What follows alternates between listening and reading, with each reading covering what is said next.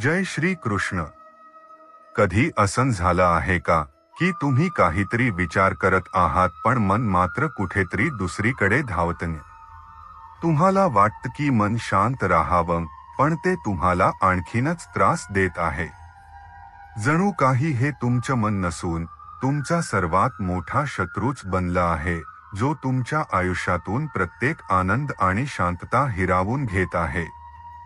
तुम्ही तुमच्या सवयींनी बांधलेले आहात का? तुमच्या विचारांचे गुलाम झाला आहात का? आणि आतल्या आत स्वतःशीच लढत असता का? जर या प्रश्नांची उत्तरं हो असतील तर हा व्हिडिओ तुमच्यासाठीच आहे. कारण आज मी तुम्हाला ते गहन ज्ञान देईन, ती पद्धत सांगेन ज्यामुळे तुम्ही तुमच्या मनाला आपलं आज्ञाधारक बनवू शकता, त्याला तुमच्या इच्छेनुसार चालवू शकता आणि तुमच्या आयुष्यात खरी शांतता व आनंदाने भरून टाकू शकता. विश्वास ठेवा, ही काही जादू नाही, हे गीतेच ते परमज्ञान आहे जे तुम्हाला कायमस्वरूपी मुक्त करेल. मला माहित आहे, या गोष्टी ऐकायला मोठ्या वाटतात, पण माझा अनुभव आहे की जेव्हा तुम्ही आतून जोडले जाता तेव्हा काहीही अशक्य नाही. आणि या अविश्वसनीय प्रवासात तुमचा खरा साथीदार आहे हे आध्यात्मिक साथी चॅनल. आमचा उद्देश आहे तुम्हाला त्या परमशक्तीशी जोडणं जी तुमच्या आत आणि या संपूर्ण ब्रह्मांडात आहे. तुम्हाला ते दिव्य ज्ञान देणं जे तुम्हाला परम आनंदाकडे घेऊन जाईल. आम्ही इथे आहोत तुमच्यासोबत या पवित्र प्रवासात, जिथे आपण गीतेची गहन रहस्यम आणि श्रीकृष्णाचे अंतिम उपदेश समजून घेऊ, त्यांना आपल्या जीवनात उतरवू आणि आपलं खरं स्वरूप ओळखू. जर तुम्हाला या अंतिम प्रवासाचा भाग व्हायचं असेल तर आत्ताच या व्हिडिओला लाईक करा, तुमच्या मित्रमैत्रिणी आणि कुटुंबासोबत शेअर करा आणि आध्यात्मिक साथीला सबस्क्राईब करायला विसरू नका. हे फक्त एक चॅनल नाही, हे तुमचं स्वतःचं कुटुंब आहे जे तुम्हाला तुमच्या अंतिम ध्येयापर्यंत पोहोचवेल. तर चला, सर्वात आधी आपल्याला हे समजून घ्यावं लागेल की मन म्हणजे काय. ही काही ठोस वस्तू नाही, हा तर विचार, भावना आणि इच्छांचा एक प्रवाह आहे. हे खूप शक्तिशाली आहे, पण हे तुमचं मालक नाही. हे तुमचं आज्ञाधारक बनू शकतं. जसा एक वेगवान घोडा असतो, जर त्याला योग्य प्रशिक्षण मिळालं नाही तर तो अनियंत्रित होऊन तुम्हाला कुठेही घेऊन जाऊ शकतो. पण जर त्याला योग्य सारथी मिळाला तर तो तुम्हाला तुमच्या ध्येयापर्यंत पोहोचवेल. तुमचं मनही तसंच आहे. यासोबतच मनाची चंचलता जोडलेली आहे. मनाचा स्वभावच चंचल आहे. हे कधी एका जागेवर टिकत नाही. याला नेहमी काहीतरी नवीन हवं असतं, काहीतरी रोमांचक, काहीतरी असं ज्यात याला आनंद मिळेल. हे जुन्या गोष्टींवर रडतं आणि भविष्याच्या चिंतेत बुडून राहतं. ही याची प्रकृती आहे, पण याचा अर्थ असा नाही की तुम्ही याच्या चंचलतेचे बळी होत राहा. या चंचलतेला समजून घेणंच याला नियंत्रित करण्याचं पहिलं पाऊल आहे. आता बोलूया विचारांच्या निर्मितीबद्दल. मन विचारांची फॅक्टरी आहे. हे आपल्या अनुभवातून, आपल्या संगतीतून आणि आपल्या आजूबाजूच्या वातावरणातून विचार बनवतं. जर तुम्ही कचरा टाकाल तर कचराच बाहेर येईल. जर तुम्ही चांगल्या गोष्टी टाकाल तर चांगले विचार येतील. हे समजून घेणं गरजेचं आहे की तुम्ही तुमच्या विचारांचे निर्माता आहात, त्याचे गुलाम नाही. गीता म्हणते की मनाचे 3 गुण आहेत, सत्व, रज आणि तमस. सत्व गुण मनाला शांती, ज्ञान आणि पवित्रता देतो. रज गुण मनाला अस्वस्थता, कर्मशीलता आणि इच्छा देतो. तमस गुण मनाला आळस, भ्रम आणि अज्ञान देतो. तुम्ही नेहमी या गुणांच्या खेळात अडकलेले असता. त्यांना ओळखायला शिका, जेणेकरून तुम्ही जाणून घेऊ शकाल की कधी कोणता गुण प्रभावी होत आहे आणि त्याला कसं संतुलित करायचं. आणि या गुणांच्या खेळात आपल्या इंद्रियांचीही महत्त्वाची भूमिका असते. आपल्या इंद्रिया डोळे, कान, नाक, जीभ, त्वचा मनाची प्रवेशद्वार आहे. जे आपण पाहतो, ऐकतो, खातो, वास घेतो, स्पर्श करतो, तेच मनात विचार बनून येतं. जर तुमच्या इंद्रिया अनियंत्रित असतील तर तुमचं मनही अनियंत्रित राहील. इंद्रियांना साधण्याचा अर्थ आहे त्यांना योग्य दिशा देणं, चांगल्या गोष्टी ग्रहण करणं. या अनियंत्रित मन आणि इंद्रियांमुळे आपण अनेकदा आपल्या इच्छा, नातेसंबंध आणि संपत्तीशी खूप जास्त आसक्त होतो. ही आसक्तीच मोह आहे आणि हा मोहच आपल्याला बांधतो. जेव्हा आपण एखाद्या गोष्टीला घट्ट पकडतो तेव्हा ती गमावण्याची भीती आपल्याला सतावते आणि मिळाल्यास दुःख होतं. ही आसक्तीच मनाला अस्वस्थ करते. या आसक्तीसोबतच आपला अहंकारही जोडला जातो. हा अहंकारच आहे जो आपल्याला स्वतःला एका खोट्या ओळखीशी जोडतो. मीपणाची भावना आपल्याला इतरांपासून वेगळं करते, आपल्याला इतरांशी तुलना करायला लावते आणि शेवटी आपल्याला दुःख देते. जोपर्यंत तुम्ही या अहंकाराच्या बंधनात राहाल, तुमचं मन शांत होऊ शकणार नाही. गीता म्हणते, तुम्ही शरीर नाही, तुम्ही आत्मा आहात. आपली खरी ओळख जाणून घ्या. आणि याच मनाच्या भ्रमामुळे भीती येते. भीती मनाचा सर्वात मोठा शत्रू आहे. ही आपल्याला जखडून ठेवते, आपल्याला ते काम करण्यापासून थांबवते जे आपल्याला करायला पाहिजे. अपयशी होण्याची भीती, एकटेपणाची भीती, लोक काय म्हणतील याची भीती, हे सर्व मनाला आतून पोखरून टाकतात. भीती तोपर्यंत असते जोपर्यंत तुम्हाला स्वतःवर आणि त्या परमशक्तीवर विश्वास नसतो. जेव्हा मन भीतीने ग्रासलेलं असतं तेव्हा आपल्याला आळस आणि टाळाटाळही घेरते. आपण विचार करतो, आज नाही उद्या करू, पण हे उद्या कधीच येत नाही. हे तमस गुणाचंच एक रूप आहे जे आपल्याला आपल्या ध्येयांपासून दूर ठेवतं. या चक्रव्यूहातून बाहेर पडणं गरजेचं आहे. मग येतो क्रोध. क्रोध एक अशी आग आहे जी सर्वात आधी आपल्यालाच जाळते.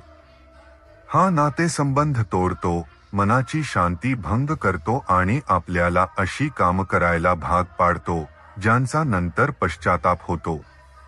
क्रोधावर नियंत्रण मिळवणं हे मनाला जिंकण्याचं एक मोठं पाऊल आहे. आणि या क्रोधासोबतच ईर्ष्या जोडली जाते. जेव्हा आपण इतरांची प्रगती पाहतो तेव्हा कधीकधी आपल्या मनात ईर्ष्या येते. ही ईर्ष्या आणि द्वेष आपल्या आत एक विषासारखं काम करतात. हे आपल्याला आतल्या आत जाळतात आणि आपलं स्वतःचं सुख हिरावून घेतात. ही मनाची एक व्याधी आहे ज्यावर उपचार करणं गरजेचं आहे. जेव्हा सर्व काही चुकीचं होतं तेव्हा आपल्याला निराशा आणि हताशा घेरते. असं वाटतं जणू काही हार मानली आहे, आता काहीही होऊ शकत नाही.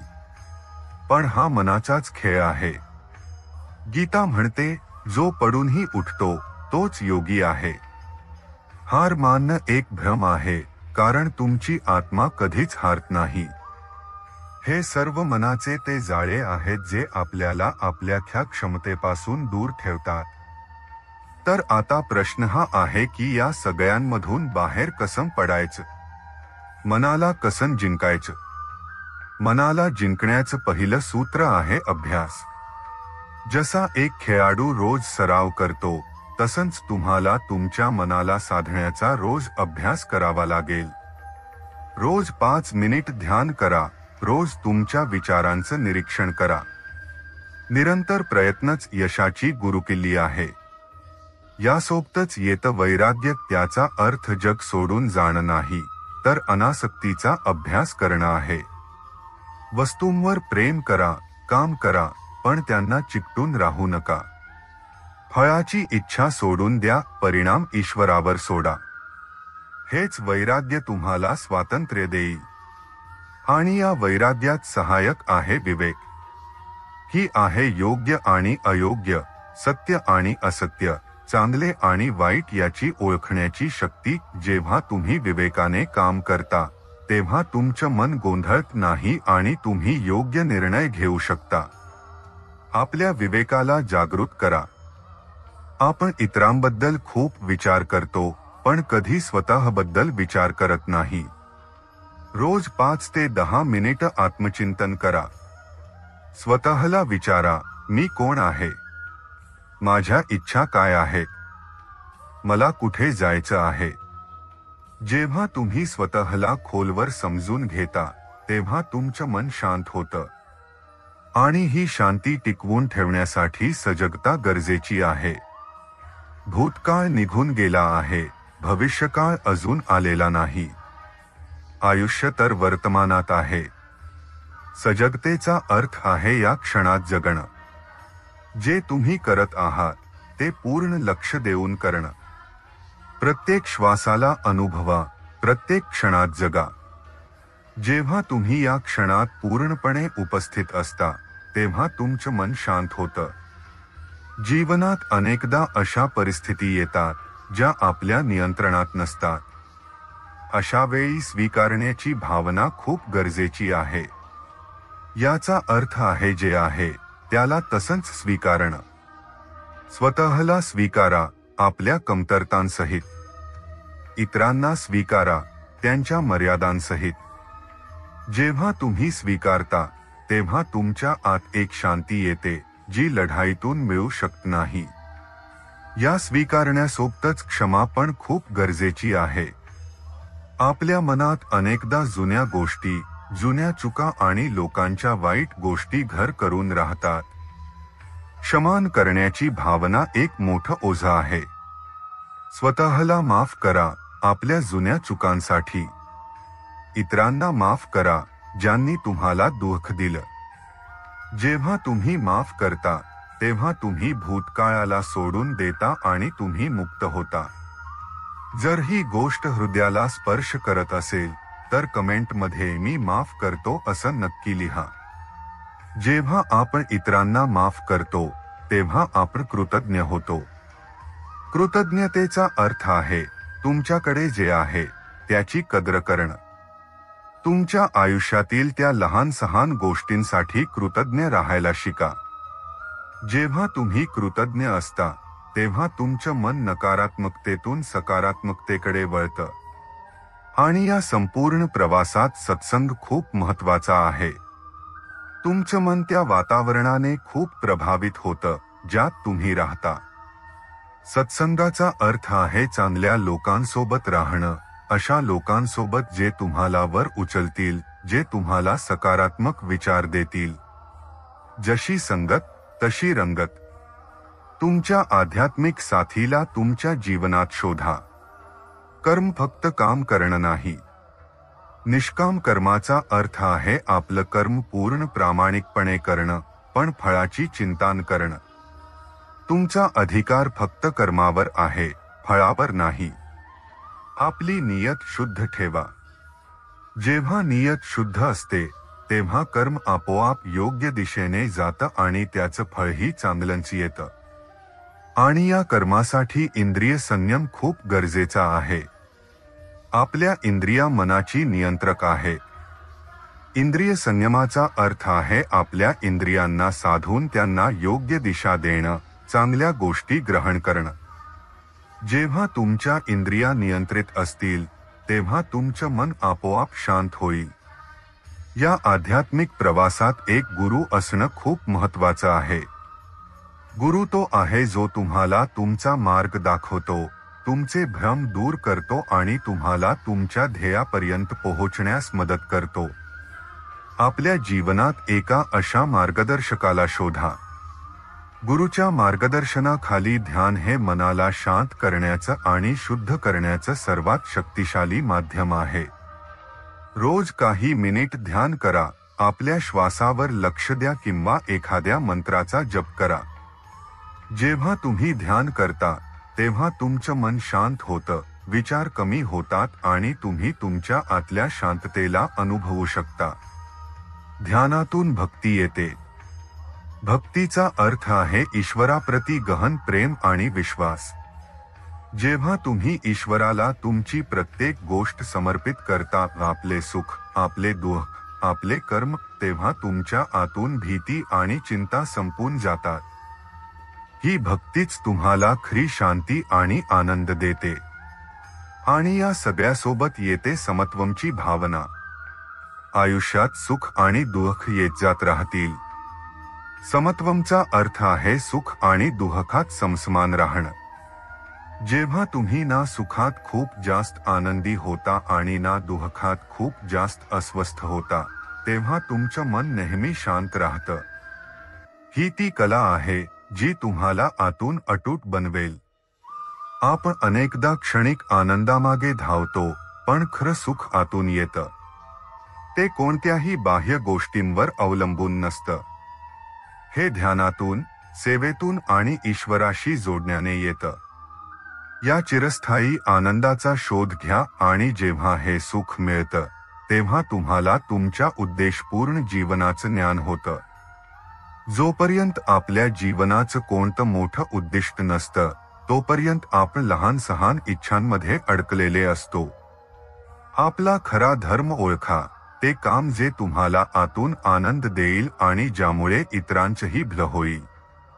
या संपूर्ण आध्यात्मिक प्रवासाचं अंतिम ध्येय आत्मबोध आहे.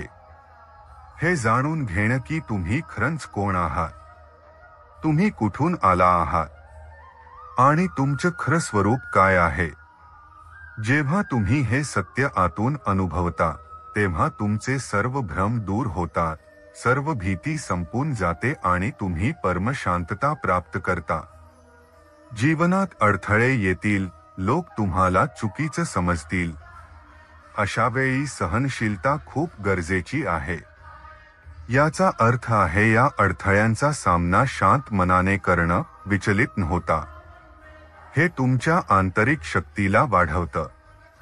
आणि अनेकदा आपल्याला काही गोष्टींचा त्याग पण करावा लागतो. त्यागाचा अर्थ जग सोडून जाणं नाही. त्यागाचा अर्थ आहे त्या गोष्टींना सोडणं ज्या तुम्हाला खाली खेचत आहेत, वाईट सवयी, नकारात्मक विचार, अहंकार.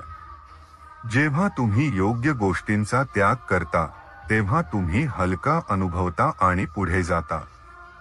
याच त्यागातून सेवेची भावना येते. निस्वार्थ भावाने सेवा करणं तुम्हाला परम आनंद देतं. जेव्हा तुम्ही कोणत्याही बदल्याची अपेक्षा न ठेवता इतरांसाठी काही करता, तेव्हा तुमचं मन शुद्ध होतं आणि तुम्ही ईश्वराच्या अधिक जवळ येता.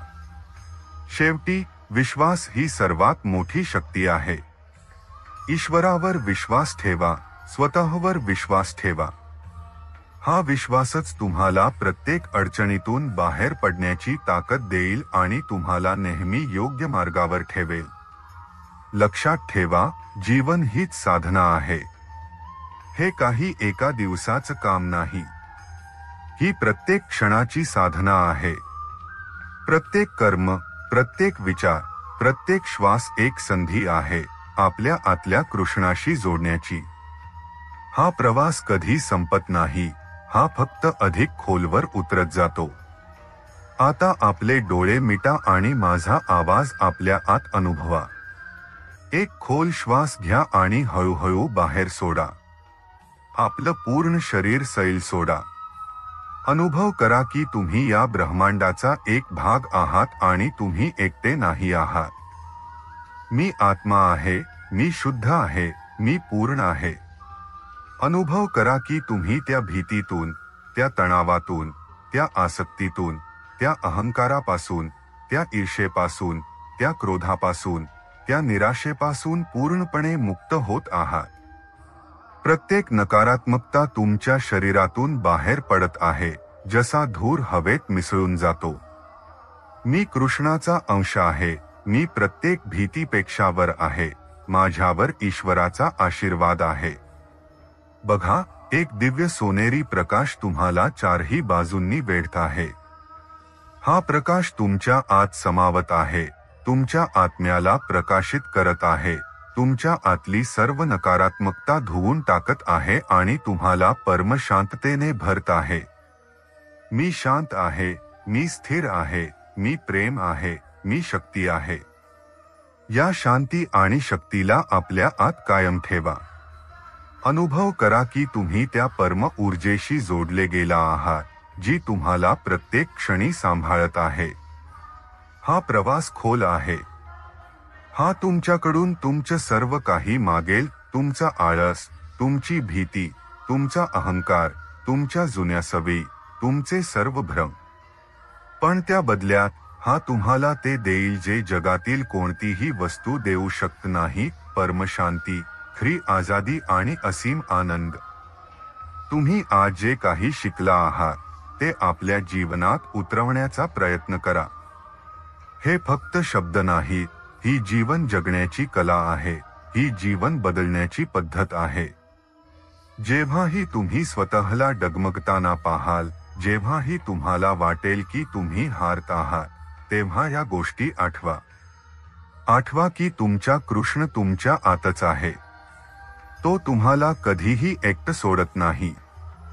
आणि हो, जर या व्हिडिओने तुमच्या हृदयाला स्पर्श केला असेल, जर तुम्हाला वाटलं असेल की या गोष्टी तुमच्या आयुष्यात काही फरक आणू शकतात, जर तुम्हाला एक नवीन दिशा मिळाली असेल, तर हा तुमचा आध्यात्मिक साथी तुमच्यासोबत नेहमी राहील. या व्हिडिओला मनापासून लाईक करा. तुमचं एक लाईक आम्हाला सांगतं की आम्ही योग्य मार्गावर आहोत आणि हे ज्ञान हजारो लोकांपर्यंत पोहोचू शकतं. आपल्या मित्रमैत्रिणी आणि कुटुंबासोबत शेअर करा, खास करून त्या लोकांशी जे आतून संघर्ष करत आहेत, ज्यांना या ज्ञानाची खूप गरज आहे. तुमचं एक शेअर कोणाचं तरी आयुष्य बदलू शकतं, कोणाला तरी अंधारातून प्रकाशात आणू शकतं. आणि आध्यात्मिक साथीला सबस्क्राईब करायला विसरू नका. बेल आयकॉन दाबा, जेणेकरून जेव्हाही आम्ही पुढचा व्हिडिओ टाकू, तो तुमच्यापर्यंत सर्वात आधी पोहोचेल. हे तुमचं स्वतःचं कुटुंब आहे. या ज्ञानाला आणि या साधनाला नेहमी कायम ठेवा. आम्हाला कमेंटमध्ये सांगा, आज कोणत्या गोष्टीने तुम्हाला सर्वात जास्त स्पर्श केला. तुम्हाला तुमच्या मनाला जिंकण्याचा मार्ग मिळाला की परमशांतीचा अनुभव झाला. आम्ही तुमच्या गोष्टी ऐकू इच्छितो, कारण तुमचा प्रत्येक अनुभव आमच्यासाठी महत्त्वाचा आहे. लक्षात ठेवा, तुम्ही अर्जुन आहात आणि तुमचा कृष्ण तुमच्या सोबत आहे, नेहमी. हा प्रवास तुमच्या एकट्याचा नाही. हरि ओम, जय श्री कृष्ण. आपली यात्रा सुरू ठेवा.